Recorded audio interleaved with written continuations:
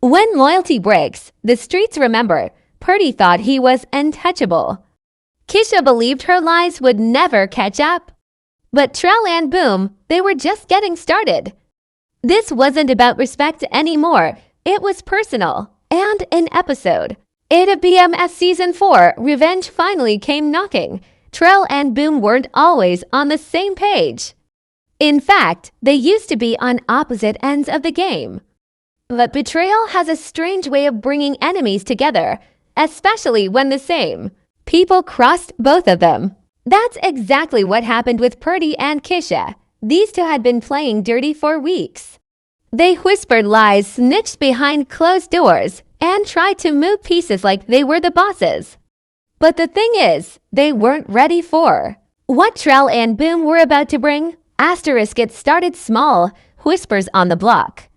Word got back to Boom while he was locked up that Kisha had flipped, giving info to a local detective in exchange for protection and money. She gave up details about his drop locations, stash spots, and even names of crew members. Boom kept quiet inside, didn't move reckless, but he remembered every word. Every name. On the outside, Trell was dealing with his own problems. Purdy had set him up, told him about a clean deal, a supposed money and product handoff that would go smooth and easy. But when Trell showed up, it wasn't product waiting, it was heat. Cops rolled in fast. Trell barely escaped, but he lost 2 soldiers that day and a bag full of weight. He went underground after that, paranoid and pissed off. He didn't have proof yet, but deep down, he knew Purdy had flipped the script on him. Weeks passed, and everything seemed quiet on the surface. But quiet doesn't mean peace, it means plotting. Trell started putting eyes on Purdy. He kept it low. Sent a young hitter named Rico to follow him on weekends. Turns out, Purdy was getting sloppy, flashing too much money, talking too loud in strip clubs, and hanging out with the same 2 people every time, one of them being Kisha. That's when the pieces started clicking. Trell reached out to Boom through an old mutual contact. Big Dion, a neutral player who had stayed out of the drama. Dion didn't want to get involved, but he owed both men favors. So he passed along a burner phone, gave Boom the message. Let's talk. When Boom got out, thanks to a technicality that dismissed some of the evidence. He didn't waste time. He didn't go home, didn't visit his mama. He met Trell in an old barber shop after hours. No cameras, no ears. The 2 didn't shake hands right away. There was tension. Old beef still lingered between them. But after a long pause, Boom finally said they played as both. Trell nodded. That's all it took. From that moment, it wasn't about pride anymore. It wasn't about street turf or who had more soldiers. It was about revenge. And revenge doesn't wait. Trell broke down what he had: patterns, locations, Purdy's late-night movements, Kisha's new apartment, spot, and the fact that she was still working that same side hustle, collecting drop-off cash and rewriting it. Boom. He came with anger. He wanted bodies, but Trell convinced him. We don't need to kill M to win. We just gotta make M disappear. They agreed on one thing. This wouldn't be loud. This wouldn't be bloody, not unless it had to be. This would be calculated, silent, surgical, the kind of revenge that makes the target feel it. Every single day. And just like that, Trell and Boom became partners. Not in business, not in the game. In Payback. In the next section, we get into how they planned it step by step, piece by piece. This wasn't just a street move, it was chess. Revenge don't come with a clock. It comes when they stop expecting it. Purdy and Kisha thought they'd already won. Thought Trell was still hiding. Thought Boom would stay locked up, but behind the silence. A plan was being built. Quiet, careful, ruthless. Boom wasn't a patient man. He was built for war. Fast moves, fast money, fast payback. But Trell, he was the thinker. the kind of dude who studied the board before making a move. So when they sat in that dusty barbershop, Trell told him straight up, "You want to hurt them, make them think they're safe first. Asterisk, that's where it started, the long game. Asterisk, first step. Information. Asterisk, Trell knew you can't strike unless you know your target's routine. So he had Rico, his young street runner, keep tailing Purdy. Not every day, that would be obvious. Just enough to map out patterns. Thursdays. Purdy hit the same corner store, same time. Saturdays, strip club with 2 guys from his old crew. Late nights, Kisha picked him up in a silver Benz with out-of-state plates. That told them everything they needed, where he moved, who he trusted, when he dropped his guard. Asterisk, meanwhile, Boom reached out to an old connect named Shard, a tech-smart dude who used to help crews clone phones and jam cameras. Shard had been laying low, working in a mechanic's shop now, but money talks. Boom handed him a fat envelope and said, "I need a ghost number. One that rings like it's real." Asterisk, Shard set up a burner that looked like it belonged to a money man from Ohio. Fake contact, fake texts, real enough to fool someone like Kisha. Asterisk, and that's when Trell's idea really took shape. Asterisk, he told Boom, "We don't just hit them. We flip the same trick they used on us, misdirection." Asterisk, they created a story, a fake opportunity, a fresh, out-of-town dealer looking to offload product quick, cheap, clean, the kind of deal that greedy folks like Kisha and Purdy wouldn't resist. Asterisk, Kisha was the bait. She always wanted to prove she was more than just a pretty face in the game, always chasing a bigger role. So Boom texted her from the ghost number, pretending to be the out-of-town connect. Told her he had heat, weight, and no patience for games. Offered her 10 bricks at a discount, but only if she kept it quiet and moved fast. Asterisk, she took the bait, just like they knew she would. Asterisk, Kisha showed the messages to Purdy, thinking it made her look like a boss, like she was bringing new plays to the table. What she didn't know was that every text was written by Boom himself, a short, sharp, no slang, no emojis, just business, cold and clean. Asterisk, at the same time, Trell leaked a rumor through the streets, nothing solid, just whispers. That Purdy had cash problems, that his new deals weren't clearing. That one of his runners got caught and flipped, false info, but placed just right, so Purdy would start getting nervous, distracted. Asterisk, the pressure worked. Purdy began moving sloppy again, showing up early, checking his phone every 10 minutes, acting like he was being watched. Asterisk, he was. Asterisk, Trell and Boom planned to hits, not on lives, but on pride. Asterisk 1, a staged robbery on Kisha. They set it for a Tuesday evening, outside a low-key restaurant she always visited after meeting Purdy. A masked crew, not Trell's boys directly, but kids from a separate block who owed Boom a favor, rushed her as she stepped into her car. Took her bag, her phone, and a decoy envelope with deal money. Asterisk 2, a fake money drop for Purdy, set in an empty auto garage.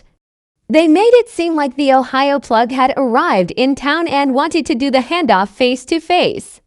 Purdy came alone, cocky, expecting product. Asterisk, what he got instead. To masked men, a pistol whipped to the ribs, and a message whispered in his ear. Asterisk, you played the wrong ones. Asterisk, they didn't kill him. That would have been too easy. They let him crawl out, bleeding, shaking, but alive, just long enough to feel the fear. Asterisk, and that was the point. Trell said it best. Asterisk, let the pain live longer than the scar. Asterisk, revenge don't always come loud. Sometimes it walks in quiet and leaves a mess behind. Asterisk, by the time Kisha realized something was off, it was too late. By the time Purdy reached for help, there was no one left to call. Trell and Boom didn't just plan this, they executed it like men who'd been burned too many times. No mistakes, no mercy. Asterisk, Kisha woke up the morning after the staged robbery thinking it was just a random hit, a shake-up, maybe even one of her ex's enemies trying to make noise. But then her phone rang, the burner she used only for street business. On the other end was a voice she didn't recognize. Come, slow, male, asterisk next time, we take more than your purse, asterisk click dot asterisk no name, no follow-up, just that.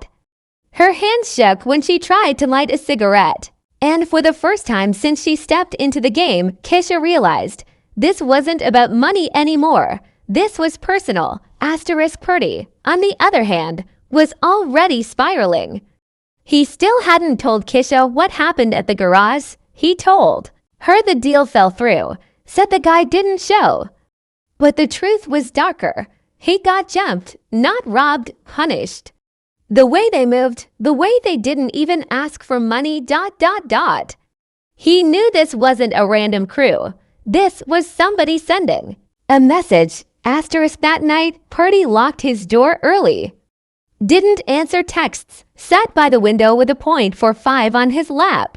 But fear don't protect you. It only slows you down. Asterisk Trell and Boom stayed quiet, like ghosts. No calls, no follow-up. That was the genius of it. They didn't hit twice. They hit once and let the paranoia do the rest. Asterisk the streets started talking. Asterisk people whispered that Kisha got pressed outside that restaurant. Some said she was crying. Others said she pulled a piece but never got a chance to use it.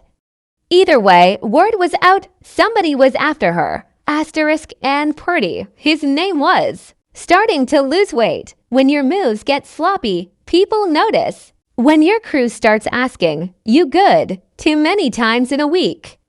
The game starts turning its back on you. Asterisk by the weekend, Purdy tried to make calls. He called a cousin in Cleveland, thinking about skipping town. He called a supplier, asking for backup, but no one wanted smoke with whoever did that to him. That's what fear does. It spreads. Asterisk. Meanwhile, Kisha got another message. A photo this time, slid under her door in a plain envelope. It was her, in the restaurant parking lot just seconds before the robbery. Taken from across the street. Asterisk he dropped it, hands shaking again. Asterisk boom. Watched from across the street, hoodie up, glasses on. He didn't smile, didn't blink, just stood still. Asterisk he didn't want her dead. Asterisk he wanted her scared. Asterisk Trell wasn't far either. He'd been watching Purdy's block for 3 nights straight, staying just outside the view of cameras, watching who came and went. Watching Purdy fall apart piece by piece. Asterisk then came the final move. Asterisk Trell had one of his runners drop a flash. Drive some scars, don't bleed, they sit quiet. And remind you who not to mess with. Asterisk the revenge was done. No bodies dropped, no sirens. But in the streets of Detroit, the silence said more than gunshots ever could. Trell and Boom didn't just get even, they reset the board. And the whole game felt it. Asterisk days turned into weeks. Kisha was gone, disappeared like smoke. 1 minute she was all over the scene, shopping loud, laughing louder. Now, nothing but an empty apartment and a cold trail. People said she skipped town with cash. Others said she ran in fear. But no one asked too many questions. When people vanish like that, smart folks don't go digging. Asterisk Purdy, though. He stayed. Asterisk, but he wasn't Purdy anymore. Not the one people feared. Not the man who once walked into clubs like he owned the city. He was quiet now, kept his head low, stopped answering calls. When he did show up somewhere, his eyes moved fast, like he expected shadows to come alive. That's what fear does when you let it sink too deep. It turns a man into a shell. Asterisk he tried to clean up the story, to fix his image. Claimed the robbery was random, said the video wasn't real. But in the streets, once doubt sets in, it's hard to shake. His own crew started asking questions behind his back. His deal slowed, his name faded. Asterisk that was the real win. Trell and Boom didn't just take revenge, they took legacy. And in the game they're in, that is the ultimate punishment. Trell didn't celebrate, he didn't brag. He just went back to work. He knew peace doesn't last long out here. But for once, he wasn't looking over his shoulder. The people who tried to end him were off the board, one silenced, one vanished. He moved smarter now, tighter crew, cleaner operations. Let the message sit heavy, play Trell, pay the price. Boom, on the other hand, found a new kind of calm. Not soft, just focused. The old Boom would have torched everything. Would have turned the block upside down until blood ran, but now he understood something deeper. Sometimes he told one of his young soldiers, "You hurt him more by letting him live." He started rebuilding, not flashy, not loud. Just steady, his circle smaller than ever. But loyal, because everyone watching saw what happened. They saw what he and Trell pulled off, not with firepower, but with patience, planning, and cold precision. Whispers floated around Detroit like smoke. Greater than don't cross Boom. Trell's still watching. Kisha's gone for a reason. Purdy ain't who he used to be. Even Meech heard the noise. Word reached down the line. The streets got colder, more dangerous, and smart players started moving different. Because if two old enemies could link up and take down to heavy names like that, anyone could be next. But deep down, Trell knew something else, something Boom might have been too proud to say. This kind of peace, it don't last. The game don't stop just because you won one round. There's always someone watching, always someone waiting. And while Purdy and Kisha may be out of the picture, new enemies are always in the making. As for Trell and Boom, their partnership wasn't friendship. It was forged in betrayal, fueled by revenge. And those kinds of fires burn hot, but not forever. Still, for now. They own the silence, and in the streets of BMF, in Purdy's mailbox. No name, no return address. Inside, a security camera clip from months ago, the alleyway where Trell got set up. The footage showed Purdy walking away just minutes before the cops arrived. That footage had been buried deep. Trell paid good money to find it. Now it was in Purdy's hands. That was the real hit, not fists, not bullets proof. Purdy watched it alone, shaking, knowing exactly what it meant. He couldn't run from it. He couldn't deny it. All he could do was sit in his apartment, lights off, curtains drawn, thinking, who else knows? The answer. Everyone who needed to. Trell and Boom didn't need to shoot him. They shot his reputation, his power, his name. In the streets, that kind of hit is worse than death because now he walks alone. And Kisha. She packed her bags 3 nights later and dipped without telling a soul. Rumor is she went to Atlanta, others say Miami. Doesn't matter. She's off the board, but the message stuck. Boom and Trell sent it clean. If you betray the code, we don't kill you, we erase you. Revenge is never the end. It's just the echo before the next war. Trell and Boom got what they came for, not just payback, but power. But in the streets, victories don't come without consequences. And even silence makes noise when the wrong ears are listening. The city may have gone quiet, but the tension's just shifting. You can feel it in the way Meech's name is starting to float back through whispers.